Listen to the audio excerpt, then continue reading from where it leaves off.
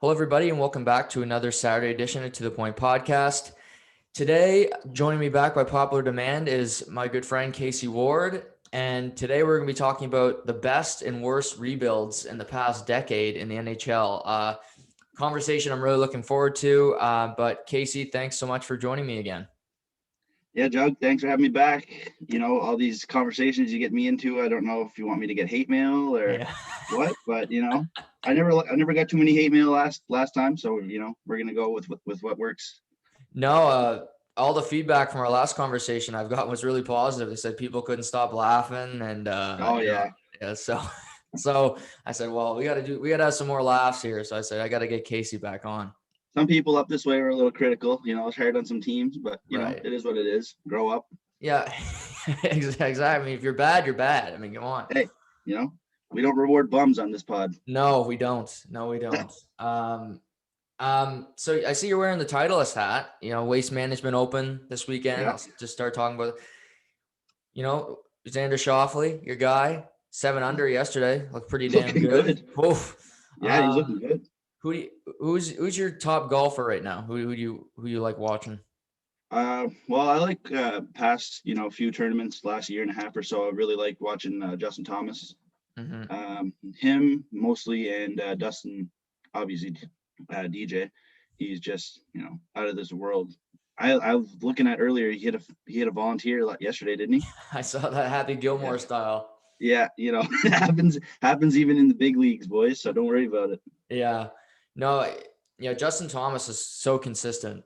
He's right he's still in the top 10, I think, the Waste Management. But when Schauffele gets hot, he's hard to beat. I mean, yesterday afternoon, it looks like he was not even going to be in contention. Then he has the lead going into today. But I'm happy to see golf get going again, especially with the NFL winding down. Sunday afternoons, you need something to do. Oh, yeah, for sure. I really heat up towards the majors. I love watching those. Mm-hmm. Yeah, no, Augusta in a couple months, back-to-back Augusta Nationals, which is weird, November and then April. But so I thought we'd start out by talking about the best rebuilding teams, but these teams have done a good job, but they haven't won anything yet. And I thought, we took a lot of hate last time for talking about the Toronto Maple Leafs and kind of their faults. So giving them some rough stripes. Right. So I thought we'd talk about them first, and I think they've actually had a really good rebuild in the past couple of years. Yeah, definitely, for sure. Like, I think it all starts for them in the draft, really. Mm-hmm. So, yeah, I mean, that's the make or break. Yeah, absolutely. That's going to be a key theme today for us, and looking at the drafts and teams that really suck at drafting, and others that have done a good job. But Toronto, it started off as a mess. I mean, they traded for Dion Phaneuf, tried to make him a number 1 defenseman, which did not work, just to be nice, because I've met Dion. He's a nice guy, so I don't want to. Yeah. That's more on management. They traded for Phil Kessel. Phil the Thrill. That was a trade. Just put it that way. They traded him away. They got Kapanen back, and that wasn't a great trade for them. Phil Kessel went and won 2 cups, but I mean, each their own. But it really started for me, Case, in the 2012 NHL draft. This draft is one of the worst in the history of hockey, I think. It's got to be. I mean, 100%. You looking down at number 1, Nail Yakupov, who he's playing in Russia. KHL. Yeah. Yep. So that's, again, KHL, not NHL for everybody out there. He's not playing for Edmonton. Yeah. Number 2, Ryan Murray. He's playing for New Jersey now, not Columbus. He's hasn't played a full 70-game season, and it's actually 82 on a normal year. So that tells you all you need to know about Ryan Murray. Yeah. Number 3, your buddy Alex Galchenyuk. Yeah. Ottawa, playing in Ottawa. Yeah, sometimes he's not even playing. So when you can't play for Ottawa right now, I mean, send him to Detroit. Yeah. Send him with Bobby Ryan. You might get some ice time down there, but that's put up tough. A few more points. Yeah, and then there's the White Whale, and Griffin Reinhart, he's the world junior phenom. The Oilers, they thought he was just gold, you know? They thought they had their Chris Pronger 2.0. Yeah. Boy, did that blow up in their face. He's played, I think he played a combined 50 games for the Oilers. That's, again, 82 game full season. 9 years ago. So. Yeah, he's playing somewhere. I don't know if it's high level, but he's Alberta Beer League or something. Yeah. Free skate for the kids. Exactly. Yeah, it's poor Griffin. And then the Leafs select Morgan Riley, number 5, and having the 5th pick, clearly they made the best pick in the draft for me. Yeah, that I think I would agree with you there. Like Morgan Riley was definitely, out of the top 5 picks, like you could have easily took him number 1. Like if the Oilers would have took him number 1, you could have said, well, you give up on high level skill, but what if we go to now, you'll see maybe you should have drafted Morgan Riley because things might have worked out, for the better. But it is what it is. The Leafs got a good pick, and ever since then, their drafts have been pretty consistent. After 2012, you see them starting to pick superstars, and you start to see the rebuild starting to commence. So. Yeah, no, exactly. And, they get William Nylander, who's a good pick. I mean, people hate him, but I kind of like him. People say he looks like me, so I have a soft spot for him. So I'll take that as a compliment because I think he's a pretty good looking guy. So he's my boy. They sign and trade for Frederik Andersen. I thought that was a really good move. I remember telling my dad that at the time. I'm saying he's going to be good for Toronto. I don't think he's been a superstar, but he's better than what you had the previous 10 years, which was nothing. The monster. Yeah. I mean, you look 100%. At their you look at their goalies, man. Before Andersen, Jonas Hiller. Yeah, he great career. Yeah. The monster, Jonas Gustafsson, who we'll talk about when we get to Edmonton eventually. Good God. James Reimer. Poor guy, James Reimer. Jonathan Bernier, who's another, Detroit guy. Didn't he come from LA too? Yeah. Dumpster fire over there too. Yeah. Well, it was that time he got interviewed and he got asked about Nelson Mandela, and Mandela had died like the previous week. And said, I'm really looking forward to meeting him. What the hell? Yeah. He was like, everybody's like, what? He's like, yeah, I'm really looking forward to meeting him. He's a real hero. And I'm like, everybody's like, what the hell are you smoking? Pick up a newspaper. Like, did you think it was Morgan Freeman? Like, who are you talking about? Yeah. The guy from Shawshank Redemption? Yeah. Is he still in jail? Yeah. Another good pick, like you said, drafting Mitch Marner. I mean, he's been a really good player. Had a 92-point season, off to a great start this year. But, you made this point to me texting yesterday. These teams that have good rebuilds, they got to get some luck too. And obviously that's winning the draft lottery. Yeah, that, I think that paid off for them in 2016. I don't know if it's like league controversy or not controversy, but conspiracy theories or what, but all these teams that, need a superstar end up getting a superstar. So I don't know if the Leafs lucked out and got Matthews by chance but I think that when Matthews started, that's when the turnaround really, really, you could see the turnaround starting to take place. And, they got Tavares following that. Mm-hmm. So, I think like going forward that the Leafs are going to be, a good team, but they need to, something stronger between the pipes, I think. Yeah. I don't disagree. And also I think they need to do a better job with their defense core. I mean, we're talking about drafting. I mean, they drafted Sandin. He's played like 12 games in NHL. Liljegren has played 2. Calle Rosen hasn't hit. I don't know. Teams struggle with defensemen. I've noticed that just researching this for this pod, man, is that teams really struggle on hitting defensemen. I think it's tougher than obviously drafting forwards and even sometimes drafting a goalie. Yeah. And I think a big thing with that is, I think it depends a lot on where you're drafting your players from. Like, Mm-hmm. you know, if you're drafting European kids, there's a league in Europe, there's leagues all over Europe. What makes them want to come here and, be a 5-6 guy or go to the AHL and not play, good minutes when they can be in their home country, play good minutes and get paid, whatever they want. I think that's the big thing, that's with the defenseman. So like they can go either route, right? So it's tough to say, like, should you just worry about, trying to get D in good draft, or not good drafts, but good trades, or, it's tough to make a decision on what you want to do and how you try and get your defenseman and, get them to a spot where they're going to stick. Right. No, it's tough.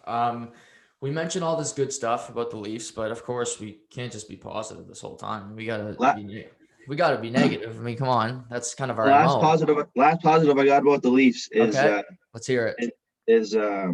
I like that I think his last name's Hole, Justin Hole, I think. Yeah. Mm-hmm. He's pretty solid. Good defenseman. He's been, in a big market like Toronto, if you're not really talked about as a defenseman, or they're not really praising him on any, sports networks, but he's been playing a good game. He's been solid. He hasn't really, caused any defensive blunders. So he's, I think he's fitting in pretty well. No, great point. If you're in Toronto and you're not talked about, I think you're doing good things. Because we know if you're doing well, you'll hear about it for 3 weeks. And then if you're doing bad, we'll hear about it for 3 weeks. I mean, it's a narrative that never shuts up in Toronto. They should probably spread some media members out to the other parts of the league, because there are other teams. But maybe if I ever run at something, maybe I'll pitch that idea. Probably get fired the first day, but we'll see. Yeah. But like you said, since drafting Matthews, their team has really turned around, but they haven't won a playoff round. No. Losing to Washington, playing their house of horrors, the Bruins. I mean, that anytime they play Boston now, I don't care if Bergeron's on one leg. Like, I'll take Boston straight up. Like, I'll hammer the over. Anytime the Leafs make the playoffs, it's nice to watch them play their 7 games, and then after that they're off the television, and you don't hear about them until the draft. It's nice. Yeah, I mean that's the way it's been. I mean, last year technically they didn't make the playoffs, losing to Columbus. Yeah. But for this year's their best chance to make a run at a cup, because they don't got to go through Tampa. They don't got to go through Boston until the third round, the conference final. So if they're going to win, it's got to be this year. I mean, you've seen the teams out west with Vancouver and Edmonton. It's ugly right now. You take advantage now. Yeah. Like, that's a big thing right now for Toronto, Montreal, Winnipeg. Yeah. You got to take advantage of this, this league now, right? Like, you're never gonna know when you have a good chance at going to the Stanley Cup playoffs again like this in the division where 4 teams are making it. So this would be a year where I would kind of maybe think about going all in. Yeah, I agree. If you got to move a first round pick to get a really good defenseman, do it, because if you play Calgary or Edmonton in the first round, if you lose that series, fold. I mean, come on, Toronto. Yeah. Them or Montreal, Montreal lost 1 game the other night, and now all of a sudden they're trash. I saw that narrative. Toronto's also lost to Ottawa, so let's not forget that perspective. But, it's I would make a move for a good defenseman if you can. Like, I think of a guy like Duncan Keith. I think if they could get him out of Chicago, he doesn't have a big ticket. He's still got game. Like, Keith can still play, and he's a winner. And I think he'd be a good ad for Toronto. Now, I think you're not wrong with that with Keith, but on another guy, I think would be a good fit. I'm not sure what you'd have to give up to get him, but it would be Drew Doughty from the Kings. Mm-hmm. I think I don't know if he has a no move clause or anything like that. Yeah, I think he's got a no trade.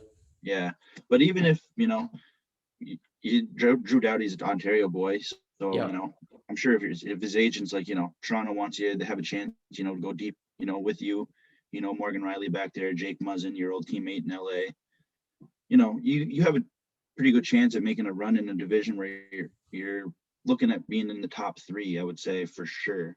Mm-hmm. Yeah. Just given the sample size we've seen. So yeah, I mean, I think they could make it work. They'd have to get rid of Nylander for sure, because it'd be too much money. Maybe, I don't know who they'd flip. It would be tricky. That's a tough thing. Yeah, with the money this year, it's so difficult to make those trades work. But I think it'd be a great ad. I'm a huge Drew Doughty fan, so I mean, get him out of that dump that is LA, and he's not Erik Karlsson. He's still got game left. So that's the big thing with the Toronto Maple Leafs, though, is they got a lot of money locked up in that that frozen 4 that aren't looking to move, right? Yeah. So if you can get a great defenseman, I don't understand. Okay, we can't move any of these guys. Like, your D's not Travis Dermott is not good. Mikko Lehtinen, Dermott, Bogosian, they aren't good enough to win a cup with. Like, they're just not. Like, Tampa last year at Sergachev, McDonough, Hedman. I mean, those 3 are better than anything Toronto has right now. Oh yeah, 100%. So I think they need to. But like we said, they've done a good rebuild. They look like a promising team. Yet they haven't done anything yet. So we're not going to prop them up too much here today. Just slight. Yeah, they got to look to disperse their money evenly, I think, though. Yeah, they got to try and get some. I listen to a lot of people on sports networks, and they talk about these team-friendly deals. Look at Boston, Colorado. They have guys on real good deals, bargains for other guys to come in. But Toronto, it seems like they went the other way, and you see maybe Edmonton kind of going that way as well. Mm-hmm. But I think there comes a point where you got to take team-friendly deals, but at the same time you can't be the biggest discount player in the league, right? Yeah, if I'm a player, it's hard for me to take a huge discount because I want to make money too. I mean, Pasternak, I think, had a good attitude about it. He got asked last year about Nylander's contract, and he goes, "I don't care." Yeah. Or even Marner. I mean, Pasternak's better than Marner, and he's, oh my God, he's so good. I mean, that other night against Philly was just not fair. I mean, but he's like, okay, I make $7 million to play hockey. Like, that's pretty cool, and I like that attitude. But if I'm Connor McDavid, I'm not taking a dime less than I can make, because guess what? LeBron makes the max in the NBA and he wins. So you don't take $4 million less than what you're worth just to be a hero. Yeah. But don't give mediocre players big money. Large sums, yeah. Yes, yeah. That's where you fuck up right there. Yes, exactly. That's when you it's like Tommy Boy with the truck tire, and he's driving the little toy car, and he just hammers it. That's when that happens. Another team, a team that was just a disaster was the Colorado Avalanche. The whole Patrick Roy saga, him loving the team, then quitting about 4 days before the season started. Yep. Them going through that 18-win season that was really ugly. But again, like Toronto, they have a lot of similarities. They draft Nathan McKinnon. They win the draft lottery. That's huge. Yeah. Picking Mikko Rantanen in the Marner draft, getting him at number 11. I mean, that's what a steal that was. Yeah, huge steal. Yeah, he's been great. They had Landeskog there. I mean, he was, again, a high pick. So yeah, he's not a great player, but he's consistent. He's a good player. And I think another thing is hiring Joe Sakic. I mean, I think he's been a really good GM for them. Yeah. The only thing I think that Sakic's downfall is I would say right now is goaltending, and it has been for quite some time, I would say. Yeah. Yeah.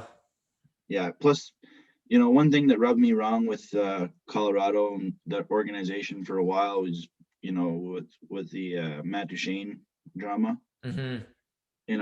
I don't really like that stuff, requesting trades and, I want out of here and, just, play the game, work that out in the off season, Yeah. Unless you really can't take it, like, Dubois. And then, Torts got you on a one-way ticket to Winnipeg. Right. Yeah. I'm with you on that. Duchesne, he played there for a while, but it's not like he was treated poorly there. They gave him good money. He had success, but I think he was more pissed off more than anything that McKinnon was getting the spotlight that he used to have when they were terrible. I mean, maybe that's, you got to elevate your game. If you want to be the big dog, you got to be there and you got to bring it every night. Right. So, yeah, no, absolutely. And, we've seen them draft good defensemen. I mean, that's really what Colorado's done here. I mean, Cale Makar. I mean, if you saw his goal the other night against Minnesota, oh my God, he just undressed the whole team to score that one. Bowen Byram looks really good. I mean, he's young, but doesn't look out of place in the NHL. Out of Nova Scotia, they got Ryan Graves, who led the league in plus minus last year. I mean, he's a really good late round pick. But they hit on late round picks, which is impressive to me with their scouting staff.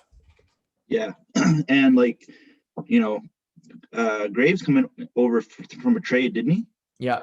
Yeah. So you got guys, eyes all over the league, right? You see guys that might fit your roster better, and you try and bring them in. Graves, he's not a standout defenseman. You're not going to hear his name on TSN every night. You're not going to hear his name, on the big networks, but he gets the job done. If you check the game stats, he's a +2 with 1 assist, or he does the little things. And with having him and Makar and Bowen Byram in the lineup, that's like good youth right there. And that's what the Avalanche really need. And I think they're setting the standard for offensive defensemen and defensive defensemen, and equally contributing to their offense and defense. So yeah, no, great point. And I agree with goaltending. It frustrates me when you have great teams that don't address the goaltending position. And like we said, I mean, they dominated Calgary a couple years ago. Last year, they make it to the second round. They lose to Dallas in overtime, game 7. I think they could have won the cup last year if they had a really good goalie. I mean, it would have been tough against Tampa, but I think they beat Dallas. They beat Dallas. I think they beat Vegas for sure. I think Vegas was kind of spent after that Vancouver series. But for them, they're like Toronto, but they've done better than Toronto because they've actually won something. But they need to get a goalie. And I think we talked about LA. You said Doughty. I've been saying Quick, possibly. Yeah. I don't love Quick, but he's better than what they got. Yeah. After last night, though, I don't know. Yeah, 5 spot. Yeah, that's tough. Yeah, he was. Yeah, he doesn't have a lot in front of him, to be fair. No, that's true. Yeah, to be fair, yeah. Yeah, like Sean Walker and I can't even name half their decor. It's just like, who are you? Like, what are you doing here? From the Always Hungry League. Yeah, from the Healthy Scratch department. But yeah, Quick maybe. I'm trying to maybe. And they're not going to reacquire Varlamov. I was going to say if the Islanders just shit the bed this year, maybe they'll want to move one of their goaltending prospects. But it's tough with goalies right now. But there's not really one that comes to mind. Maybe if no, not even out there. I was going to say Vancouver's goaltending situation, but they'll probably want to keep Holtby for the expansion draft so that they can protect Demko and keep Holtby available so that they can take him. Yeah. It's tough. I don't it's tough for Colorado, but they need to find a way to address it. Maybe it's a bigger trade where they have to give away a big asset, and maybe they get like a John Gibson from Anaheim. I don't know if they move him, but it's something I think you got to kick tires on for sure.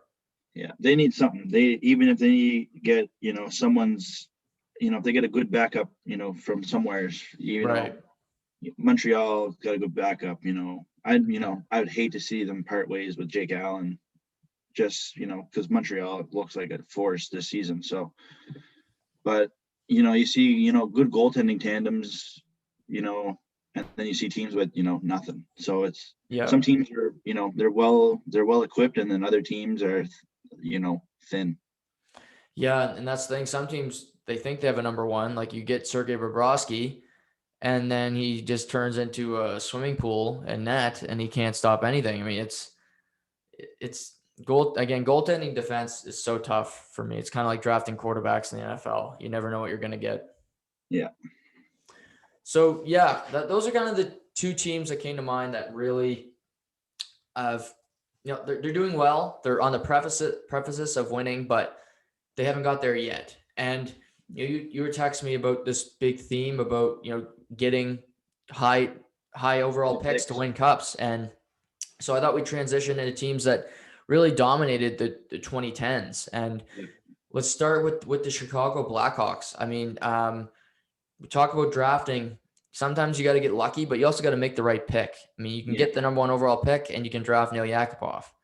Exactly.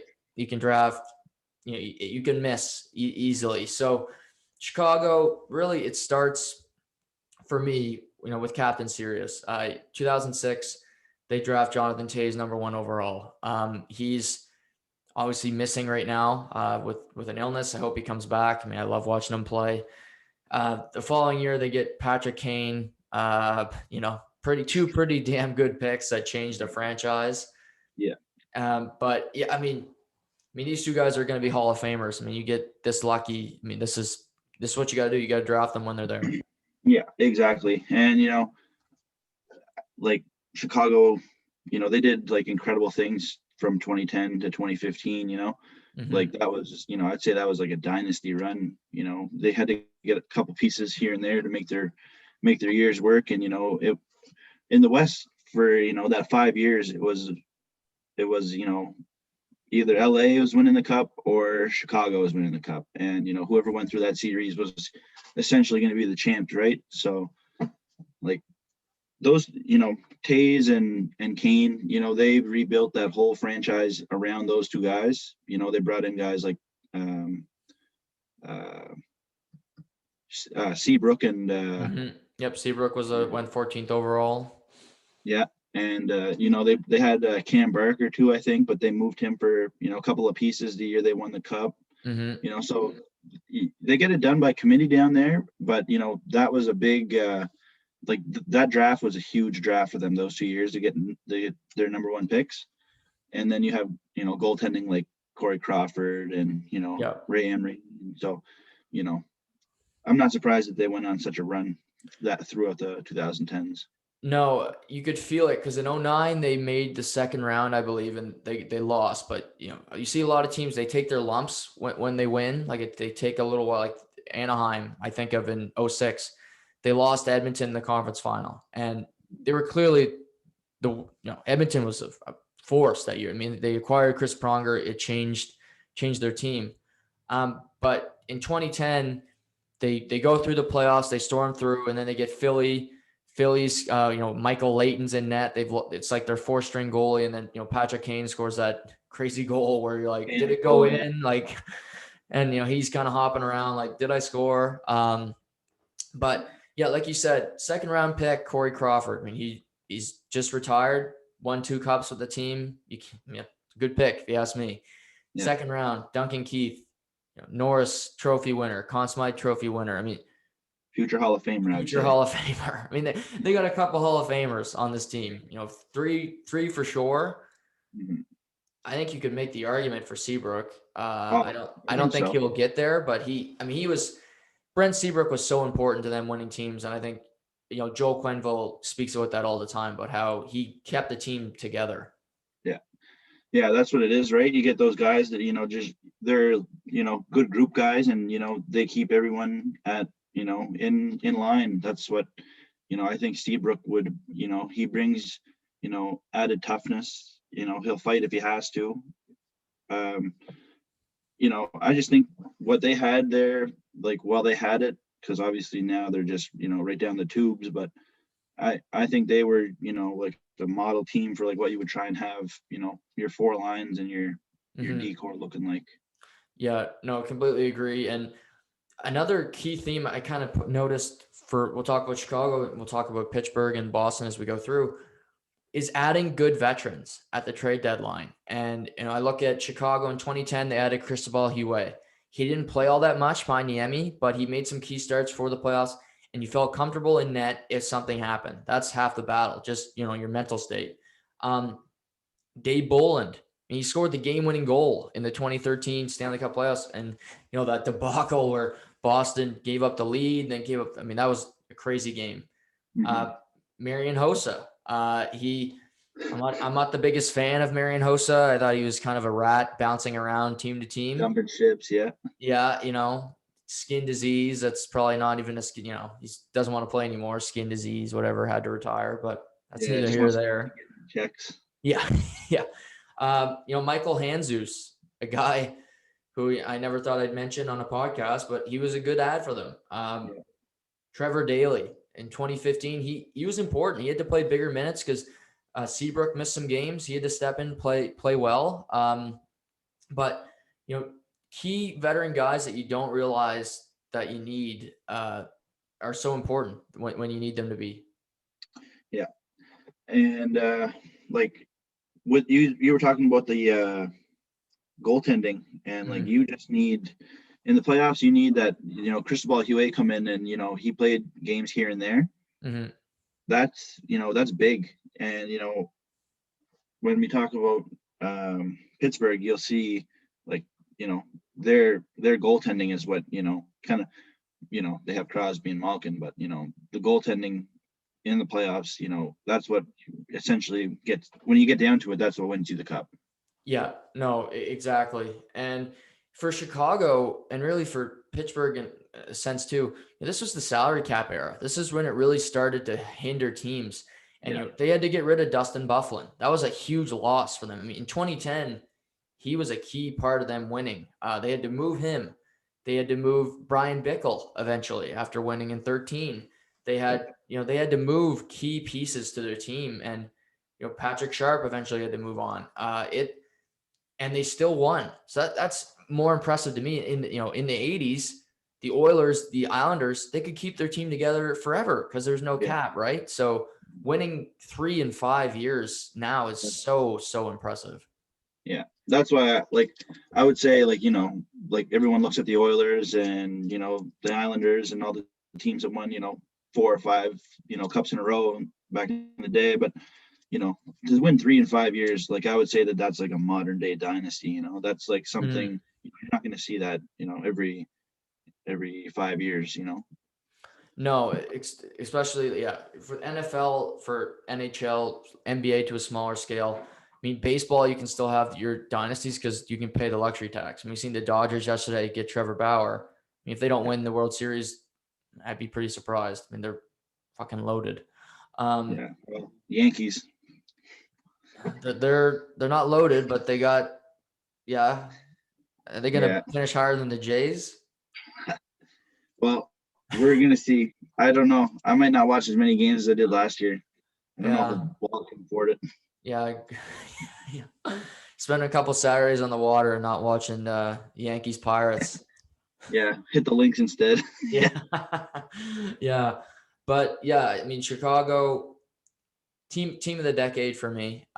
Pittsburgh won back-to-back, but I think they were so impressive. And I think of the LA Chicago series, like the 2014 one in the conference final, that was a war. LA won it in overtime, but that was I think that might have been the best series I've ever watched in my life. Like that was so good.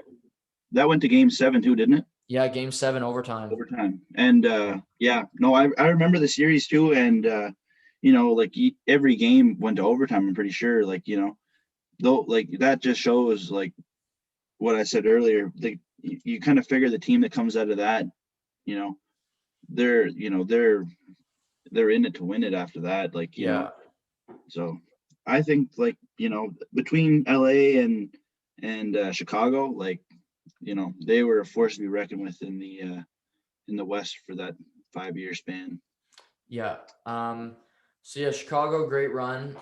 We'll go to the East, and it started in 2009 when they won the Cup, but then they tailed off. But Pittsburgh was a disaster in the early 2000s. They really were. They were losing money. Mario Lemieux was going to retire. He moved into management, but they were thinking they might have to relocate at some points. But they sucked, so they got lucky with the draft lottery. 2003, they draft Marc-Andre Fleury, the Flower, number 1 overall. Looks like a pretty good pick. He won a couple cups, was instrumental in the first one. 2004, number 2 overall, Evgeny Malkin. Some people can complain about his game now. Well, when they're winning, he was pretty damn good. 2005, and obviously this is, the big one, Sidney Crosby, the best player in the past, decade plus in the NHL. But again, to your theme, it's getting lucky with the lottery, but picking the great players when they're available. Yeah. And when, I was looking at the drafts, doing a little bit of research for this, and I never even knew that Malkin and Ovechkin were taking 1-2. Yeah. I never knew that. I thought Malkin was I figured he was drafted in 2004, but I didn't know he was taken 2nd overall. Shows how much I know. But those picks are just, they're dynamite. Yeah, exactly. Crosby, Malkin, Fleury, you can argue they're all Hall of Famers. They're going to be there. They're what turned Pittsburgh into what Pittsburgh is now. But, with Rutherford on the way out, you see big talks of, are they going to start shipping these guys? Mm-hmm. So yeah, those picks, and I think we can sometimes, the media and just, I can be hard on teams for drafts. I look at New Jersey. I was going to put them on the list of bad, and I decided not to, because who are they going to draft? I look at the top, and you can look at, say, a guy went 15. Well, teams didn't have him at 1. Clearly, the team at 15 was not going to draft him 1. They drafted Hischier. Okay, he went. You look behind him, Nolan Patrick. He hasn't been as good as Hischier's not a superstar, but that's who was there, right? So then you look at, Jack Hughes. He looks like a good player, but you look at behind him, Kako. Neither of them are great. So sometimes it's just luck of the year that you're bad. I mean, getting a McDavid, getting a Matthews, getting a Crosby. Sometimes it's just luck of the draw when these superstars come on the scene. Yeah, no, for sure. And I think you're going to see a couple of kids now, in the next couple of years, coming out of out of Western Canada and Ontario. They're going to be having some good prospects. So, the teams that are, going through rebuilds right now, they're going to need to get, lucky with some of these, high-end names coming in.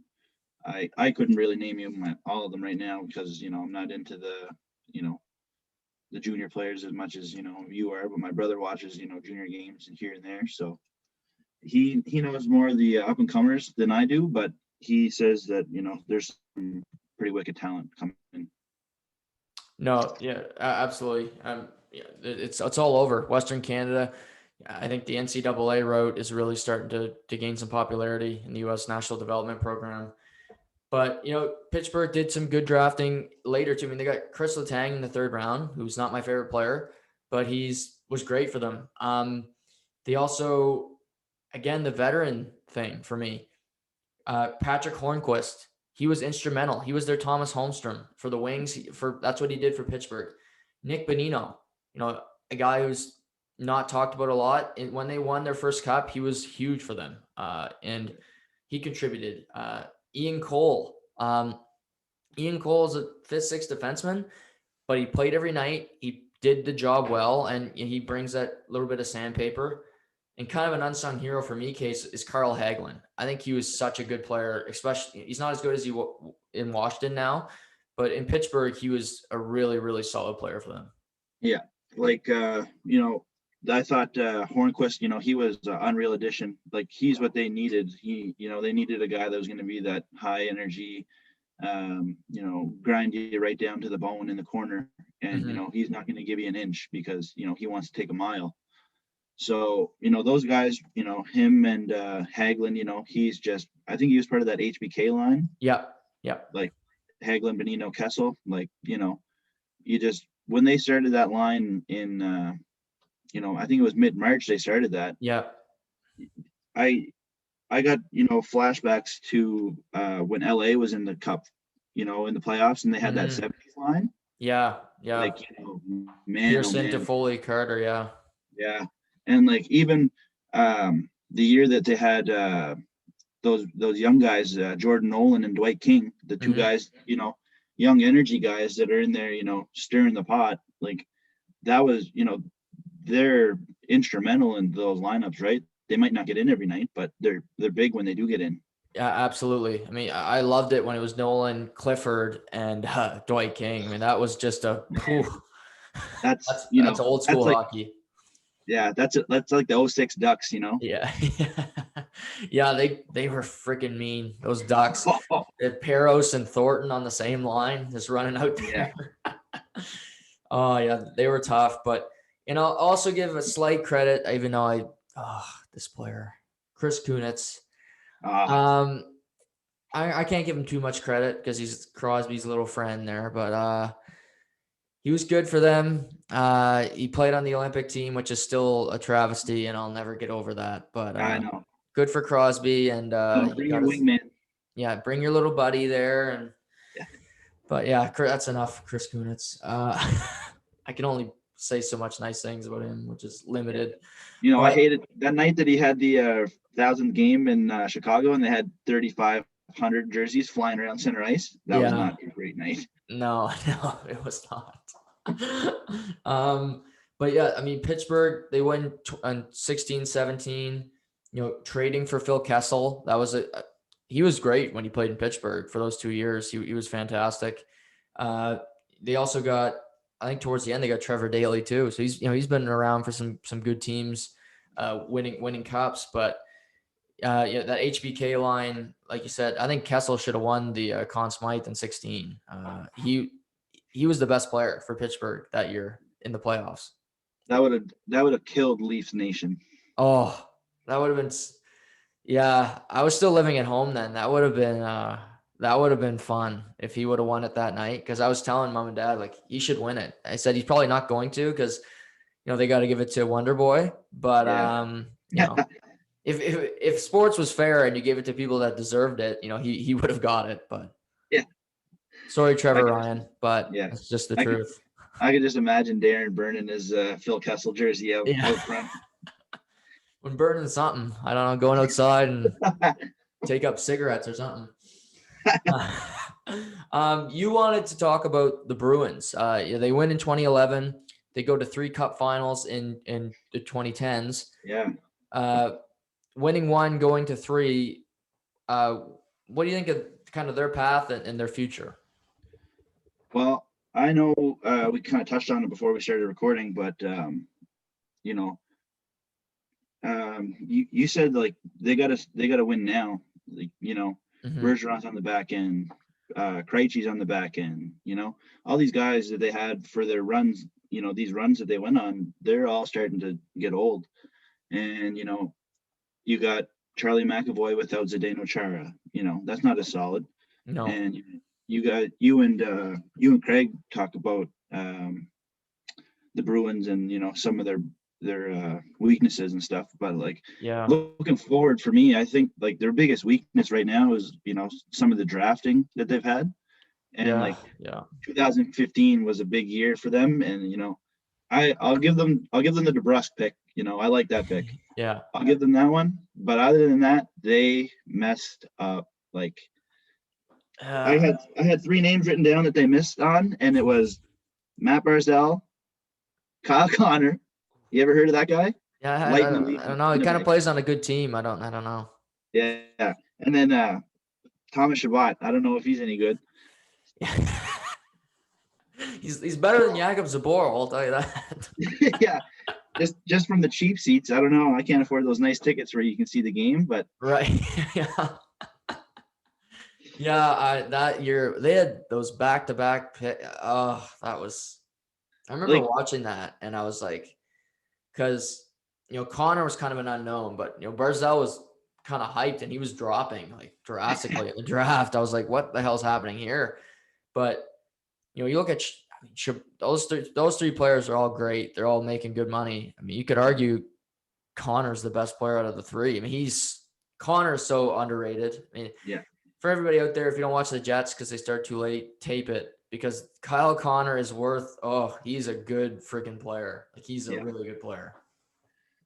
Yeah, no, they're like, that's what I think is going to be like a big hinder for the Bruins going forward, is like they have aging guys, but not many prospects coming forward, right? So that's like, for me, I think, when is it going to be time that they're going to have to start rebuilding?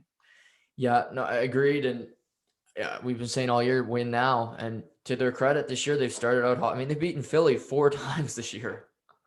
Yeah, that's killing me because I have both the goalies in fantasy, and yeah. Yeah, that is tough. Brian Elliott kind of let in. Did you watch that game last night? Yeah, I watched it. I watched it juggy style. I watched it with no sound. volume. Yes, I love it. I've been seeing too many comments about the Bruins broadcast, so just is it Trevor Ryan? Have you been reading him? Yeah. Oh yeah. I always creep through to see Juggy's comments on there too. I gotta give him my 2 cents. Yeah, oh yeah. Just mute the game, man. We're sick of hearing you write about it. Mute it. Shut up.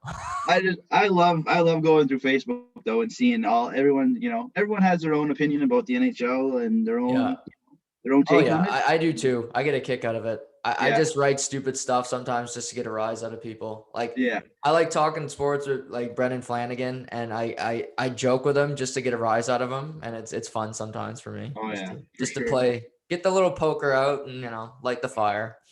Yeah, for sure. So yeah, those are those teams along with LA. We could talk about LA, but we'll talk about the worst of the bunch here. And this is fun because we get to, especially one team. I know some people in your area probably will hate you for this one, but I got 2, and then you can add in anybody. But I thought we'd start with Buffalo. Buffalo in the early 2000s were a great team. I mean, Danny Briere, Chris Drury, Maxim Afinogenov. They had Tony Lidman on the back end, and Ryan Miller, who's another fringe Hall of Famer for me. He's one of the greatest, American goaltenders of all time. After they leave, it's been a minute since Buffalo's been consistent. And I'm going to look at that 2012 draft. That's we love that draft here today. Yeah.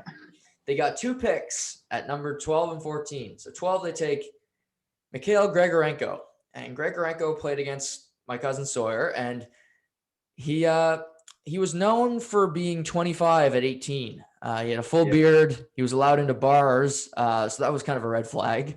But he never really panned out. He's back in the NHL now, but now he's 36 or however old he is. Really, Russia birth dates.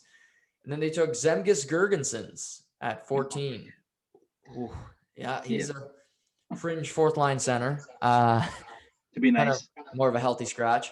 Yeah. And these are 2 guys that went 16-17. That draft wasn't great, but these guys went after him. Tom Wilson, I wouldn't mind him on my team. I kind of like him. I don't know. He's kind of a unicorn, you could say. I don't know. I kind of like I don't know who's better between him and Josh Anderson, but yeah, that's a podcast there. I should do that one. Yeah. I could do an hour on those 2. Oh yeah. And then Thomas Hertl at 17. He's turned out pretty good since his little between the legs goal. He's pretty damn good player now. Yeah, 100%. That's what I mean. Like, Buffalo for me, in the from 2000s to 2010 or so, they were, good team. But I watched I know we talked about it. I watched The Unwanted Visitor, the Ted Nolan documentary that was just on, and you see, the management in Buffalo, their kind of ideations to, to tank, they want better picks, they want to win the draft lottery, but, that shows like some of the owners' mentalities, like they don't care. They'll sell out for, the Jack Eichels, to try and win the McDavids, they'll do those things to, even if it costs people, careers, Yeah. And, like Buffalo for me, they've had really good pieces, over the last 10 years, but they just haven't been able to make it work.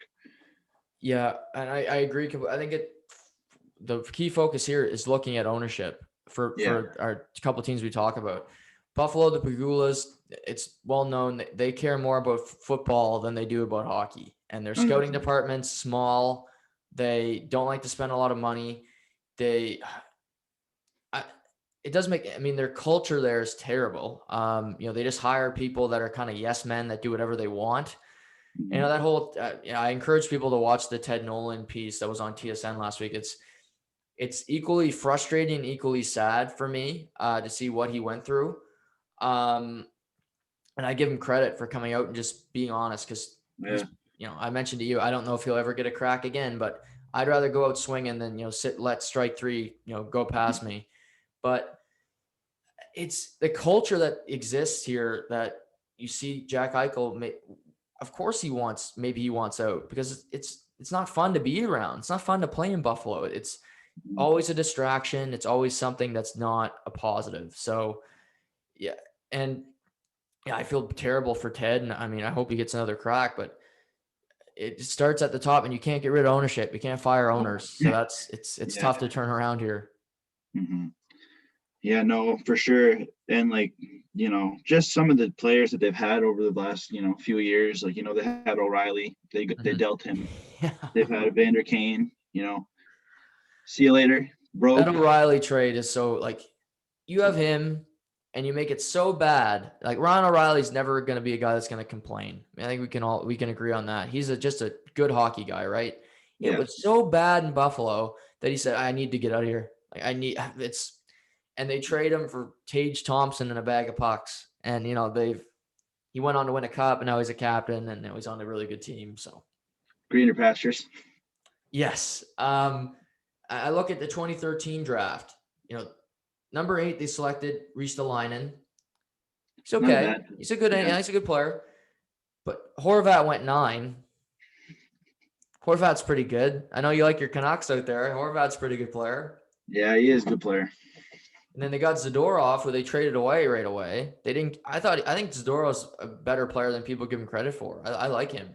Yeah, he's definitely a polarizing player for sure. Yeah. So big. Yeah.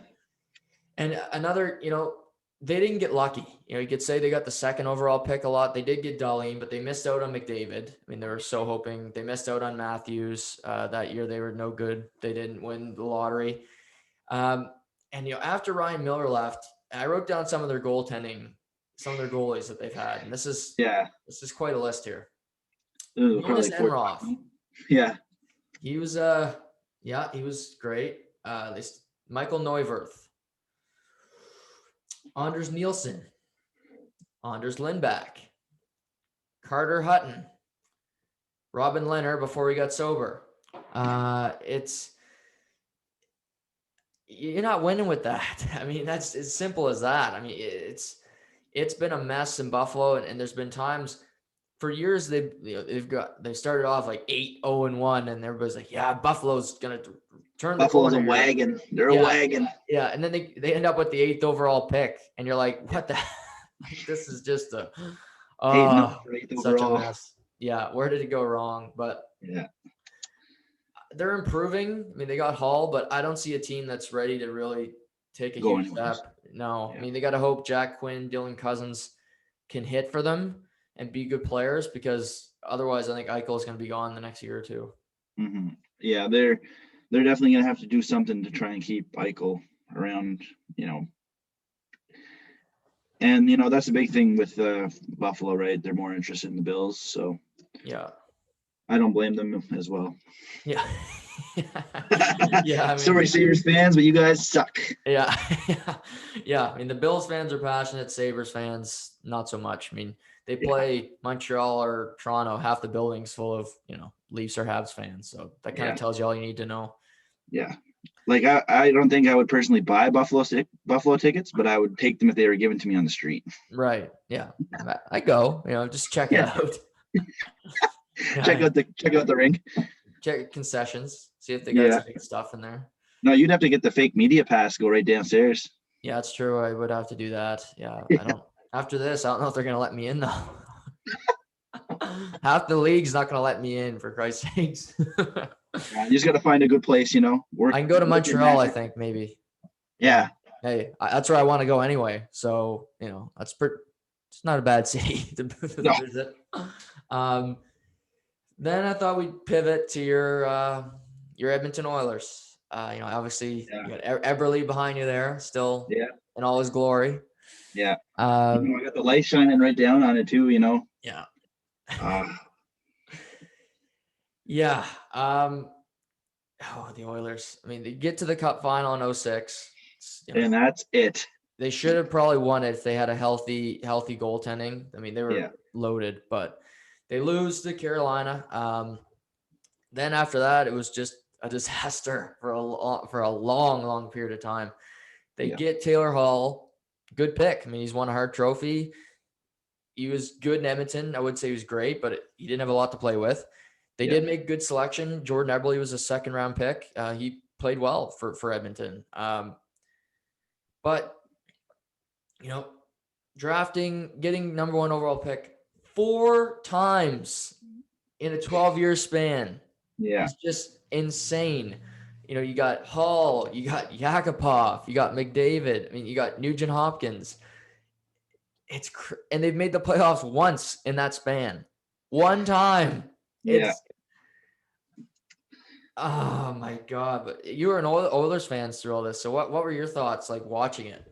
Oh man. Well, I don't know, man. Like it started for me with when Sam Gagner came in to the Oilers, Yeah.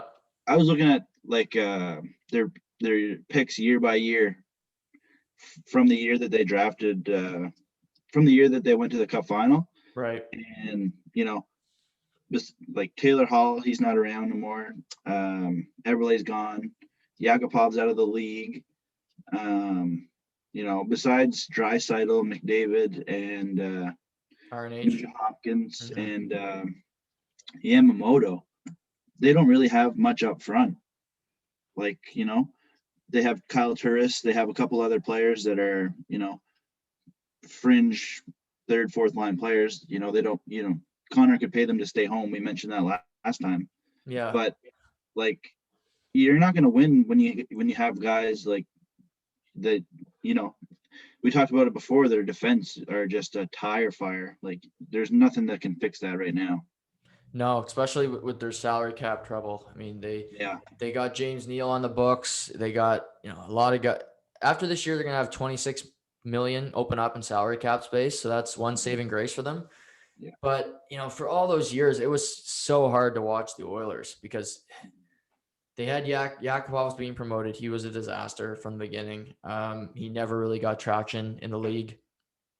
They had Jeff Petrie, who they gave up on.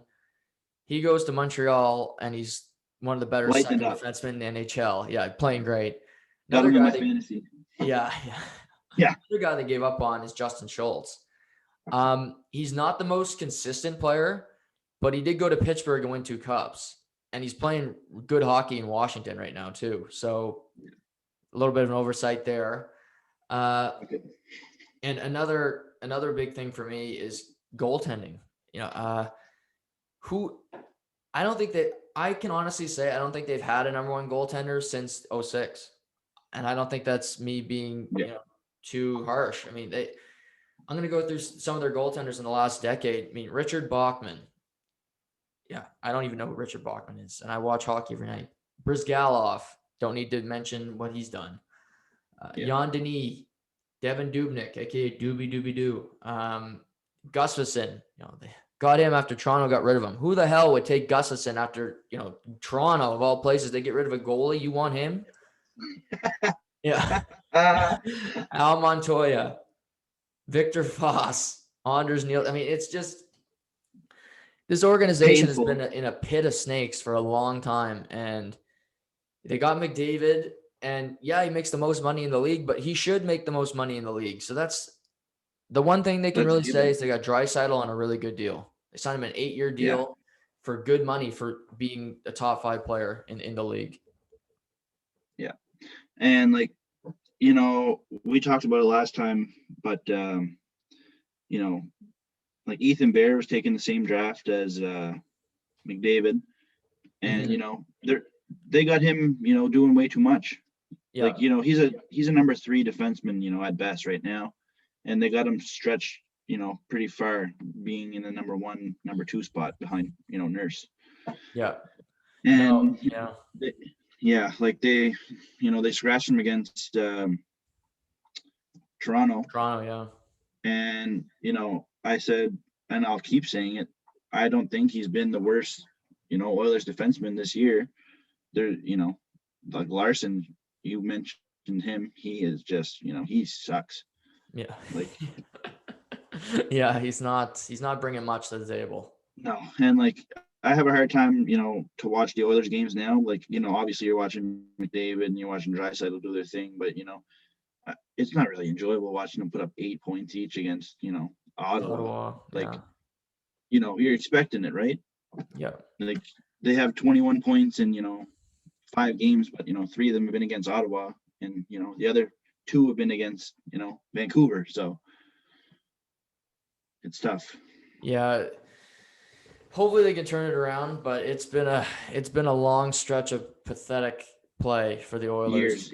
For years and years of just inadequate play. And again, 4 number 1 overall picks in a 12-year span. 4 1 playoff appearance. I don't know how it's fucking possible, but it's happened in Edmonton. But yeah, we'll see what happens with them. But any other teams you wanted to bring up when it comes to really bad rebuilds before we wrap up? The only thing I have about the rebuilds and tanks and stuff is at some point there's going to have to come a time where the league is going to have to figure out if they're going to start, giving the worst team the best pick. I completely agree. Oh my gosh. Like, I said earlier about, like I'm real into conspiracy theories. So, did we actually go to the moon? Did we actually do that? I don't know. But you think of, the Rangers getting Lafreniere.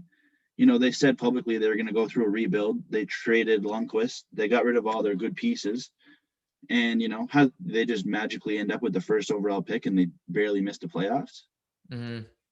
So, like, that's, and, Detroit needs something. And Detroit deserves a number 1. I mean, it's 22 straight years in the playoffs. They deserve the number 1 overall pick. They paid their dues. They're not Edmonton getting it for a 5th time, or Buffalo.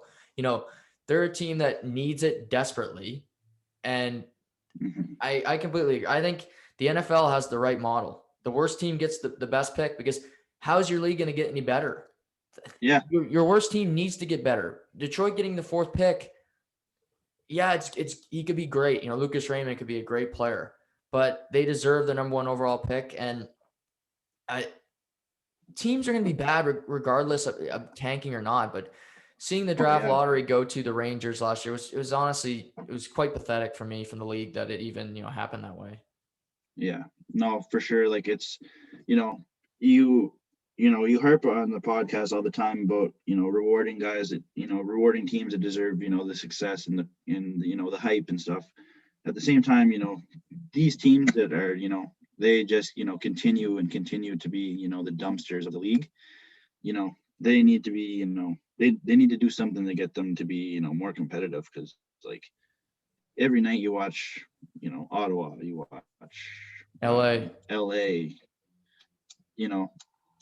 they're just awful. Like, it's not even fun games to watch. It is for, until they get scored on. And then after that, the net's filled. Yeah. I mean, last night, the Kings, I was like, okay, sit down, watch Kings Knights. 50 seconds in, it's 1-0. I'm like, oh, fuck. I went to bed after the first period because I said, screw this. You want your leagues to be competitive as possible. And, you don't want it to be baseball, where there's, only a few really good teams and the rest of them are just, bad. Yeah. And I think that's big too with the NBA. Like, I'll be honest with you, I watched my first full NBA game the other night. What was it? And, I'm not a big fan of the sport. I watched the Lakers and Nuggets. They played. Yeah, the Nuggets. Yeah, the other night. But you know, like you see the Lakers, right? Like they're just like a superstar squad, and I feel like that's the NBA. They just kind of fill squads, and that's there are 3 or 4 teams that are going to be in the mix every year. Right. Yeah. I don't want. I want the NHL to kind of even out a bit, make the teams that are bad get better every year, and at least try to be as competitive as can be. But it was a lot of fun today. Going through the drafts and going through the history of the past decade's been fun, and also griping on the bad teams. But Case, thanks so much Yeah. for joining me again. I really appreciate it. Yep, no problem, man. Happy to jump on. I'll be, anytime you want me on, I'll jump on. Perfect. Well, enjoy the Battle of Alberta tonight. Maybe McDavid will put up some points on a team that's not Ottawa. But for everybody, stay safe, stay healthy, and we'll talk soon.